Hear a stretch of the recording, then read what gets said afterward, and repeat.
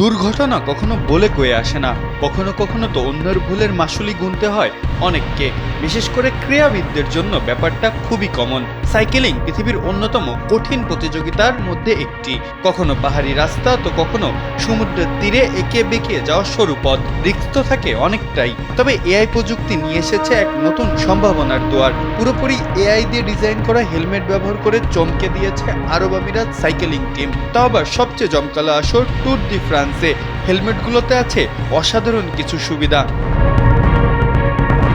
Artificial helmet কেমন হবে এমন আলোচনা হয়েছে অনেক। বিভিন্ন রকম অদ্ভুত ডিজাইনের হেলমেটের পরীক্ষামূলক কার্যক্রমও চলেছে। তবে স্বপ্নকেই যেন বাস্তব করে দেখালো দুবাইয়ের এক এআই প্রযুক্তি কর্পোরেশন। স্যান্ডেলিনা সো, রূপচর্চায় আভিজাত্য। সঙ্গী হিসাবে পেয়েছে আরব এমিরাটস দলটিকে। পুরো দল পড়েছে এই আর্টিফিশিয়াল ইন্টেলিজেন্স দিয়ে তৈরি হেলমেটটি, তাও টুর্নামেন্টটির স্টেজ 3-তে। কিন্তু হেলমেটটিতে বিশেষত্ব কি? এই হেলমেটটির বিশেষত্ব হচ্ছে বাতাসের গতিবিধি ও নেগেটিভ স্পেসের মধ্যে যাত্রীর গতিকে ক্যাপচার করতে পারে। ডাটা, পারফরমেন্স ও কাল্পনিক শক্তি ব্যবহার করেও সহায়তা করবে হেলমেটটি, যার ফলে সুরক্ষা আর খেলোয়াড়ের পারফরমেন্স বৃদ্ধি পেতে পারে কয়েক গুণ।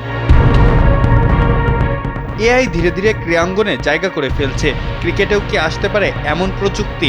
ফিল হিউজের মতো ভাগ্য যেন আর কাউকে বরণ করতে না হয়, সেজন্যই কি এমন আধুনিক হেলমেটের কদর বাড়বে একটা সময় ক্রিকেটেও? সেই উত্তরটা তোলা রইল সময়ের খাতায়। মাহফুজ আহমেদ, কালবেলা।